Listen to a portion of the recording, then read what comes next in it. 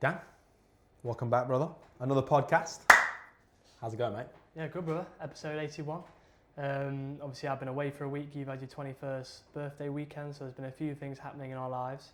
Let's start with that, bro. How was your 21st weekend, bro? Feels good. I'm old now. I'm at unk status now. Yeah, it feels good. Feels good to be 21. Does feel a little bit different because now I feel properly like an adult, and I feel like every year around my birthday, I do get a little bit like, I don't know, I just don't feel quite as good as usual. And I think that is because even though it's a celebration, it's also like a realization of like another year has passed, and you think of all the things that you've done, all the things that you miss, all that kind of stuff. But I feel good, man. I feel good. I think it was a bit of a mixed emotions kind of night, to be honest. But I got back at 7 a.m. on Sunday, and that'll be the last time I'm doing that for a while, though. So yeah, it feels good. But you've been on holiday as well. How was that? Yeah, bro, it was really nice. It was the first time, as I was saying just before this in the pre-chat, it was the first time Scarlett came on our family holiday, so that was really nice. Like I was saying, she really fit in well, and it was really lovely having her with my family. And like I said, that moment when my little cousin was holding her hand and she was really adopted to her, it was just nice to see, you know. 3 years in September, so we're in a good place. But it was really nice having a week away, and what I noticed is I was working a lot before the holiday, so it was a very good time to have the holiday to kind of switch off, refresh. Came back to the pub yesterday and I felt like I was reset. But I noticed you're almost chasing an idea when you get to holiday of how it's going to feel when you get there, and I feel like life never happens like that, where you get to somewhere and all of a sudden you feel that feeling you've been wanting. That feeling just naturally happens the way it's supposed to. And that kind of made me realise a few things. But obviously got this new camera, so it was really nice to test that out on holiday. And it's awesome because I've been visualising having better quality videos for a while now. And now it's happening. It's awesome. It's like my new little friend. But it also that made me think about when we have these ideas, we want them to happen so quickly, but they do take time. They're not just going to happen straight away. But it was nice to have a week away, but it was nice to see you again yesterday, and we're coaching again tonight, and that's good right now, bro. I'm enjoying myself. So what was it like to kind of go from having a really busy working life to just a very chill holiday? Did you find yourself you were able to switch off more, or? Yeah, no, definitely. I really found I was able to switch off. The only productive thing, so to speak, I was doing was making videos every day, which I do for fun. So that didn't feel productive. It was nice. My grandma actually mentioned a couple of times that I was a bit quieter than usual, because normally I'm full of energy, buzzing around, proper goofy, but I think I needed that time actually to not be like that as much. And don't get me wrong, I still had moments, but it was nice to kind of just be able to chill out and not feel like I need to have loads of energy, and I can just go by the pool, go for breakfast in the mornings, and it's always good with family, seeing them again. It's just always a nice time every year, and now I'm looking forward to camping next weekend, which we do every year. Nice. But in terms of these these occasions, so to speak, your 21st birthday, my holiday, things coming up in the future that we're excited for, sometimes I feel like we can find ourselves getting a little bit trapped in being excited in the big things that are going to happen, as opposed to enjoying the small things that are happening every day. And we had a really good phone call the other night, and obviously we both said it was a shame that I couldn't be there on Saturday on your 21st, because obviously I was away, and obviously you were in Australia on mine, and we agreed that, you know, our friendship, as much as we would have still liked to have been there on those occasions, our friendship is a big occasion, even just doing the podcast now, even going for a coffee. Yeah. And I think that's important, to make the small things big. Can we get lost in looking forward to occasions all the time and big things that are going to happen, as opposed to just enjoying the day to day? Well, yeah, because I feel like we kind of wish time away a little bit, you know, because, you know, I speak to people all the time and they're like, yeah, are you excited for Saturday night? Saturday night's wicked. But it's Tuesday. Yeah. You know, is there nothing going on today? And maybe there isn't, you know, in fairness, there is, I think we have days that people call filler days, and you just go to work. You go home. We all have them. I think tomorrow for me, also Friday and Saturday for me, is literally just, I'm not doing anything, and then I've got work till 3 a.m. So it's I can't really do a lot because of that. But it is important to also just kind of enjoy the little wins that you take throughout the day. But it is hard. I personally think it's hard sometimes on those days to take something good from it, because you have something that you're maybe not looking forward to later in the day. How can you curb that? I think it is good to have things to be excited for. I think they are a good motivator. Let's say you're having those filler days and you're not feeling as good in that day. It's good to be excited about something to motivate you in those days. So I think that's a good way you can kind of curb that. But I also think it's noticing that what you're doing every day when the big occasions aren't happening, that's what fills up most of your time. Those filler days are actually majority of your life. And I think it's important, and we spoke recently about how big decisions like where you live, where you go to uni, all these things actually really, really matter because they're what you're doing every day. And I think it's being aware of that and noticing, asking yourself, why am I doing this? Do I actually enjoy doing this? If you don't, can you try transition away from that? But if you do, and there's a reason why you're doing that every day, notice the small things that you really enjoy. Maybe that midday break with that one friend at work before you get back into work, or maybe there's that 1 hour which you really love at work because it's like busy and you love the atmosphere of the job you're at. And I think it's just noticing those small things, because it's the small things that compound to make our whole life. And it's those small things that take up so much of our time. It's important to enjoy them. And I've been thinking a little bit about time lately.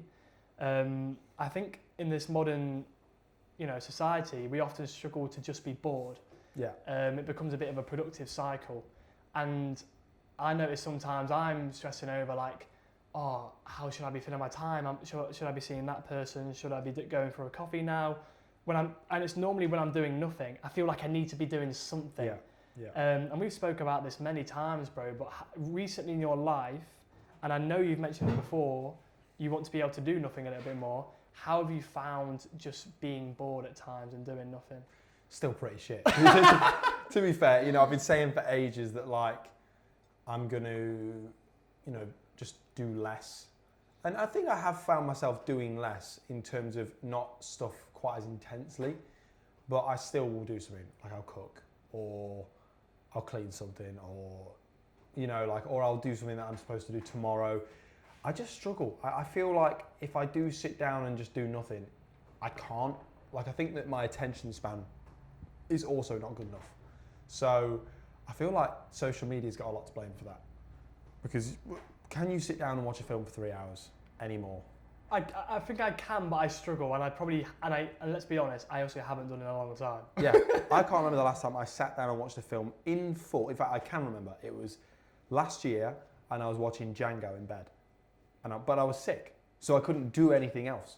So it's like, why don't we do that enough? Why can't we just... I think the reason we can't sit down and just enjoy what we've got going on is like partially because of attention spans being ruined by short form videos, but also I think there's like a toxic kind of like relationship with being busy and being bored. And it's like, when you are bored, it doesn't mean you then have to go and be busy, because you can just have a day off and you can just relax. But I think we've kind of come into this mindset now where no one's doing enough. No one in the world is doing enough. They're looking at someone who's done enough or is doing enough, and they go, but I'm not them. So how can I ever do enough? And then you're in just a horrible spiral, and it's you against someone else who you cannot realistically compete with at this point in your life. So how do we fix that? I feel like I'm asking you all the questions. How do we fix it, Dan? You tell me how we fix it. I think as well with that sort of toxic relationship, I think sometimes it's okay to be lazy. Yeah. And I think it's all based on the context, because, with what you just mentioned just then with the comparison of like other people, there's always going to be that comparison of someone's making loads of money online, someone's doing all this time in their day, but just like you've said before, no one's on the same level playing field unless you're only on the same level playing field as yourself. And that sort of relationship of being bored and needing to do something, I think sometimes there are lazy people, and that's a guarantee. There are some people who actually just will do nothing because they want to. You know what? Maybe that actually makes them happy. If it's lazy to the point it's detrimenting people around them and the work they're around, then probably step it up a little bit. But I did read something a few months back now about there being this sort of toxic relationship with being lazy. Recently I've said to myself, Dan, like, just chill out a bit, maybe play a bit of Xbox. And even when I was on the phone call to you the other day and I said, I might play a bit of Xbox later, there was a little bit of guilt for the fact I was just playing Xbox. I was like, I feel like I should be doing something. But I never ever do that. And I've actually enjoyed kind of doing that a little bit lately, or just being at home and chilling on the sofa and doing nothing. And I think that it's only a toxic relationship if you have that sort of, like you're saying, that innate feeling to need to do something, to want to do something. It's then tough to kind of sit back and do nothing because you feel like you're being lazy. And it just goes to show so much, all these different messages. There is never a right way for one person. There is no right way for life. What's lazy for you could be good. It's good that you're being lazy because you never are. But what's lazy to another person, it's really affecting their life, and it's not good that they're lazy. Some people need to hear the fact that they should have a drink at the weekend. Some people don't need to see that type of video or reel or something because they're having too many drinks at the weekend. So everything's just dynamic to ourselves. And, you know, do we struggle with feeling like we need the right answer to life all the time? Yeah, of course. Because, bro, I'm looking ahead to next year, and I'm already thinking about life after I've finished coaching at the uni for that season, which is mental because I've not even started yet. I've not even started, but that's the way we live our lives. And because people ask you, you know, like, when are you going back to Australia? When are you going to go see somewhere else? You know, and I saw this video of Canada, and it was like, ooh, that was like the moment when I saw the Australia advert. It was like something just triggered something in me. I'm like, Canada would be cool. But it's like, I want to make sure that when I do things, I'm doing it with a why of why I want to go. But at the same time, I don't just want to go and live life so rigidly.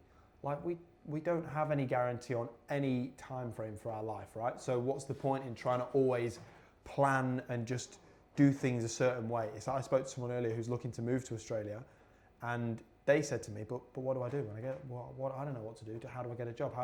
Where do I move to? Like, what, you don't need to do any of that. Like, have accommodation ready for at least a few weeks. Have a little plan for the first couple of weeks of what you'd ideally like to do, and then you just meet people, and then things will just happen. And I think that is how life works, Dan, because, you know, plans didn't quite work out on my birthday. We come home, and next thing you know, I'm back going out to town and doing something different, and I still have a good night out. So sometimes just letting life push you in a direction is the way you've just got to let it go. It's like when you're in the water and you're just floating. Rather than trying to swim when you can't swim, you may as well just lay back and float. It'll take you somewhere, who knows where it'll take you, but I just think that we need to live, if we can, you know, if we're in the position that we are. I would say this is more aimed at younger people who are in that kind of pre to post uni kind of time and they don't know what they want. Sometimes you got to let life push you in a way. Sometimes you got to do shit you really don't want to do. Bro, I'm at the moment, you know, I've decided that I'm going to leave my job, you know, in the next few weeks at the bar because it's not worth it. I was having this chat with Greg, my stepdad, and we were talking about being on the minimum wage, right? That is pretty much what we should expect for our age if we're going into any standard job. But while you're in that point in your life, it's important that as you are earning the minimum, you still want to get something out of that job. You still want to enjoy it. But you know, when I'm finishing these weekends, bro, and I've got 8 hours sleep in me for 3 days, I don't think that's worth the pay. You know, and that's not a shade at them. I just don't think that's worth it for me. And I'm very fortunate because I can come and work at the pub and I've got another job. But what are your thoughts on that kind of period between, and I will relate it to the person who wants to go to Australia. They don't know what they want to do because they want to save up money and they're a bit worried because they've only got 5 or 6 months till they want to go. What's your kind of thoughts on the transitionary period between you knowing something's going to happen and your current situation? How do you get through a period of time that some would call filler time? I think it's that sort of, it's almost like a little bit of a sacrifice. You're sacrificing that time where you're doing something you don't really want to do, because at the end of it, there's that light at the end of the tunnel. Yeah. And I think in those periods of time, it's finding how can you be motivated to do the thing. I think that's the main thing, because you're doing it anyway. How can you be motivated to enjoy that? So let's say, I'll use the example first of you working at your job you are now and how you want to move away from that. Who are the people at that work right now who you've actually enjoyed working with? How can you enjoy your time with them before you won't have as much time with them? Yeah. Your buddy wants to go to Australia. That sort of time of not knowing what it's going to look like being somewhere before you get to Australia, saving up the money when you just want to be there. It's motivating yourself because you know one day you're going to get there. And I also think that kind of shows that sort of journey and destination thing. I don't want to describe this as a way of you're just aiming towards a destination or like a checkpoint, because the journey you're on now is the biggest thing, and you might actually get to that point where you've transitioned from your job to a new one, or you've got to Australia and you actually look back and think, you know what, I actually kind of enjoyed that grind. Like I remember when you were working towards getting money towards Australia, you were gardening a lot, you were working at the Vic a lot, you were even doing a bit of help and work with your cousin, right? Yeah. And it probably wasn't easy at times, but obviously your motivation was Australia, and there was probably times you're like, I just want to maybe be in Australia now. But I don't know if I'm right or wrong, but you might look back at that time and think, actually, that was a cool grind to get to where I got to. And you mentioned how you saw a video about Canada, and you got this feeling about wanting to go. And I've been thinking a lot about this lately. Is when an idea comes into our head, whether that be going to a new job, Australia, traveling, whatever you're transitioning, as you say, to something, that thing isn't going to happen instantly. There is a process for that thing to happen. Whether that be we have a vision for where this podcast could go. It's not going to happen right now because things do not happen that quickly. It's not 100% at once, it's 1% at a time or even less. But that time in between, when we're working towards something, is actually a beautiful time. I remember when I went to Glasgow and I went to visit Brad, and he was saying there's struggles right now, as much as he loves some things he does, because he wants to be in a certain place with his business that he's not at right now, which he'd love to be at. But we both agree, but this time right now, where it may be a bit more of a struggle, it may be harder to pull certain strings of work in, that's actually the part where you're going to look back in when you get to that point and go, I actually really enjoyed that journey of getting there. And it's constantly relying back to this journey, just like why we started this podcast, the making it journey. The whole point is the making it, the doing, and that grind of it. Can we get lost in trying to work towards a destination when the journey we're doing right now is actually the exciting part? Yeah, I think so. I think as well, like, to relate it to football, you could almost put it about all you're looking for is the result. But there is a beauty in the progress of the process, right? So when you're coaching and something goes well, it's like there's the beauty in that rather than just the result. And like last week when we were coaching, I did an exercise and the lads at first just did not get it. Now beforehand, I think I would have just gone, scrap it, we'll do something that you get. But it's like, but how much do you care about them learning? That's what it comes down to. And at the end of the day, I think in that moment, I'm like, okay, I'm not willing to get through this without you understanding it, as long as it's good for your benefit and it's good for your development. And I think in that moment, I'm like, but I enjoyed the process of this went wrong, then this went right. The result of where that goes, I don't know, but I'm enjoying what it's doing now. So it's about taking those incremental wins, which will build up to that big win. And I think for me, bro, it's like I feel like I'm always in that transitionary period because I've got a lot of change in my life. I'm still fairly new home. I've got a lot of things coming up, a lot of things to save for.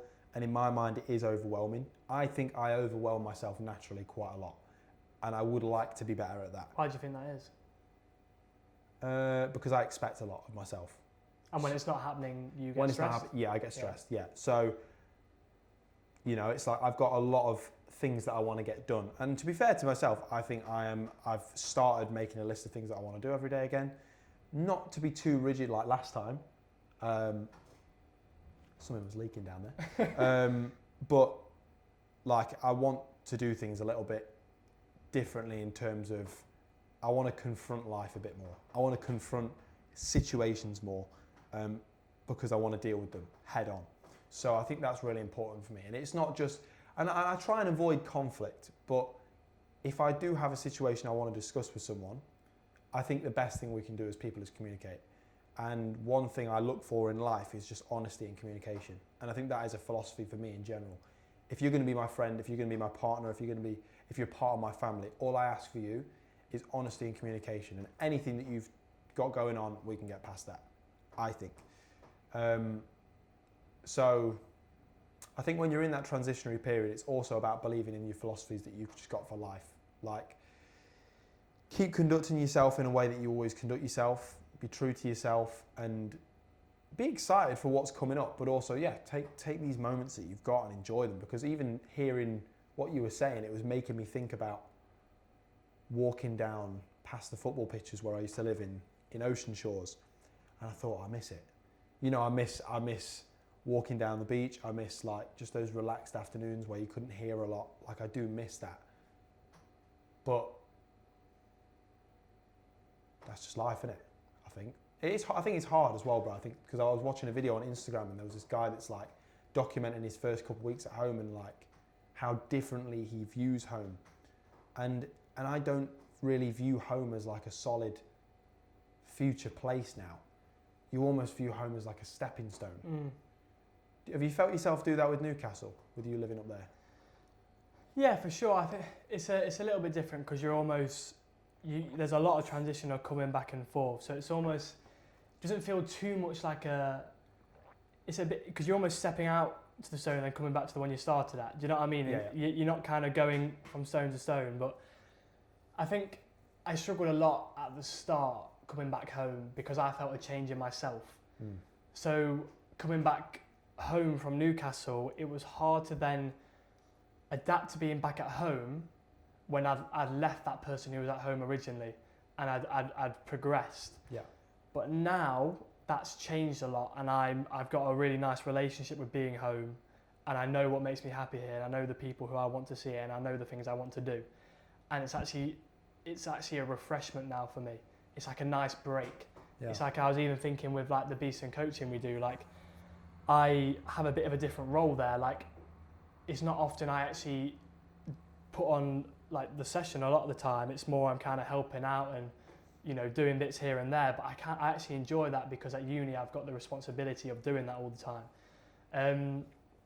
But you mentioned last week about not looking too much into the past for what you miss, but for what you for what you once always wanted, and that made me think as well, not looking too much into the future for what you want, but looking at the present for what you're doing right now, and that for me is the biggest thing, because I feel like a lot of the topic of this conversation has been about things that are going to happen. We've spoke about transitions for something we're going to get to. Yeah. And, you know, it's like, let's say with Canada, that idea, I keep thinking about that because you mentioned that you might go to Canada in 3 years' time. It might not be soon. But when you get there, that was the right time for it to happen. But we almost feel like we want it to happen now. And you mentioned about honesty and integrity with your relationships. And I think we had a good phone call on Monday, actually, and that phone call really meant a lot to me because I mentioned to you how sometimes I can get worried to bring up stuff based on the podcast, like maybe when we're doing it, or just, you know, naturally when two people are doing a project, there are going to be moments where you don't quite align with maybe when you're going to do the podcast or how things are going to be, and that's how it goes. We've never argued, but I've always worried about bringing things up because I'm worried, am I going to upset Jamie by saying, why don't we do the podcast at this time? Just an example. And I felt so good for just having a conversation with you about it, and it made me realise why we started this whole thing in the first place, because we didn't sign an agreement, but we made an agreement to do a project together that we love. And whenever you do something for so long, there's always going to be bumps in the road. And I think at the start we made an agreement to, you know, without saying it, go through those bumps together. And I think we've always come out of that in a nice way.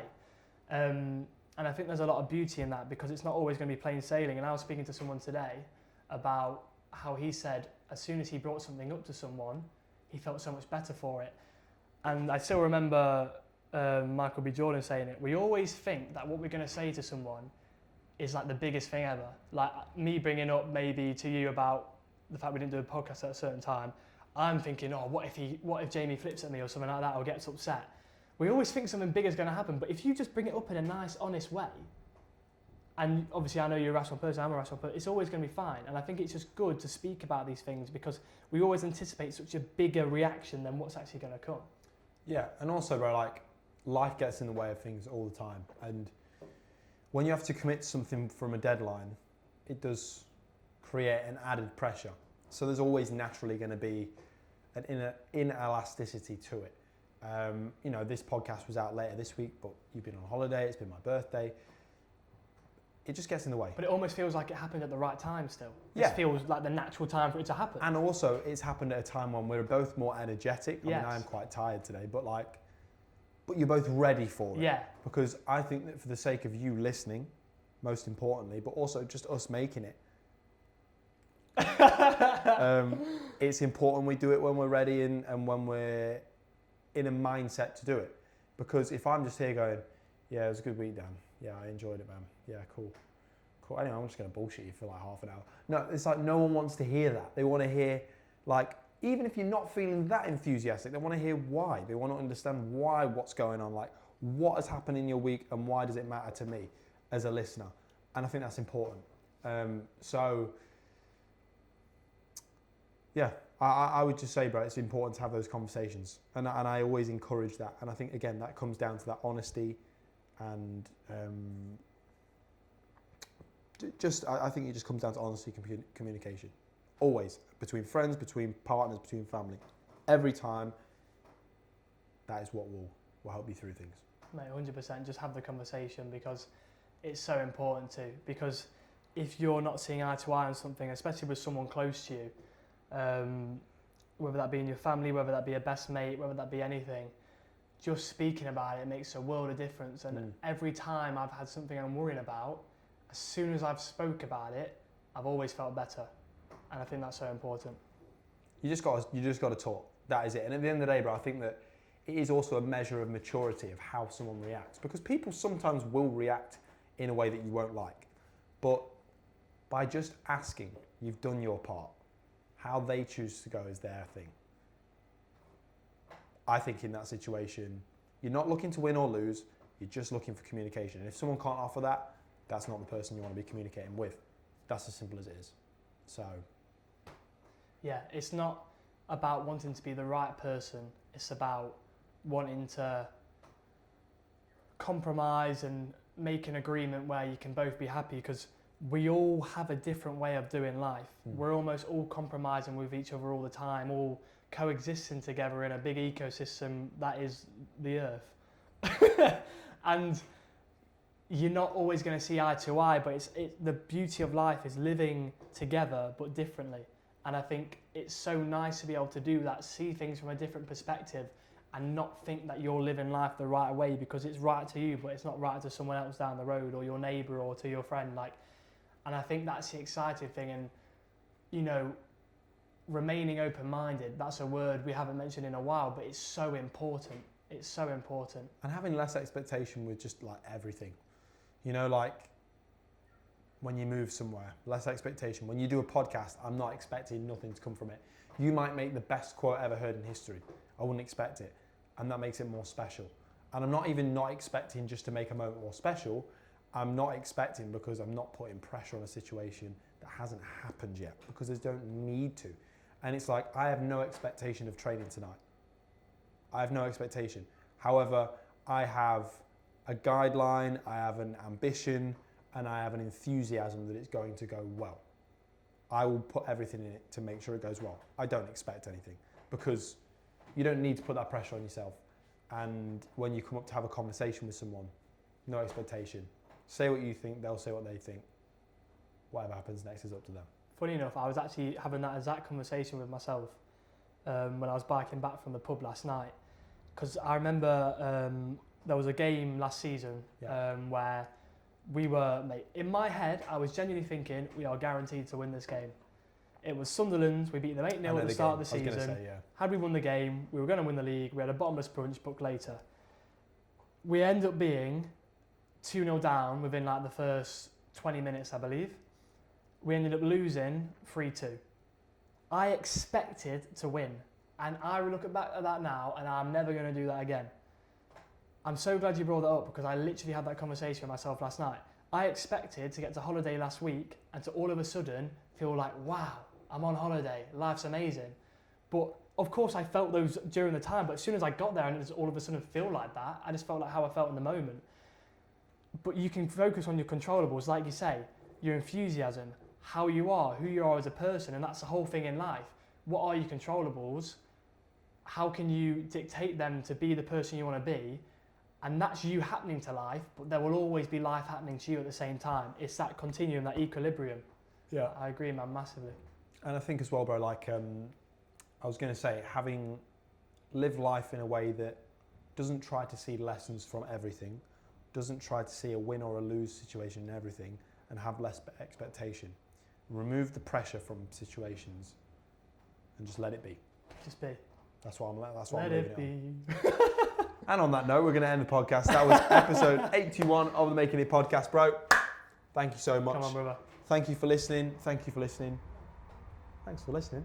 We'll see you next Tuesday, 10 in the morning, YouTube, Spotify, wherever you get your podcasts. Well, that's where we get ours and that's where we do ours, so listen to them on there.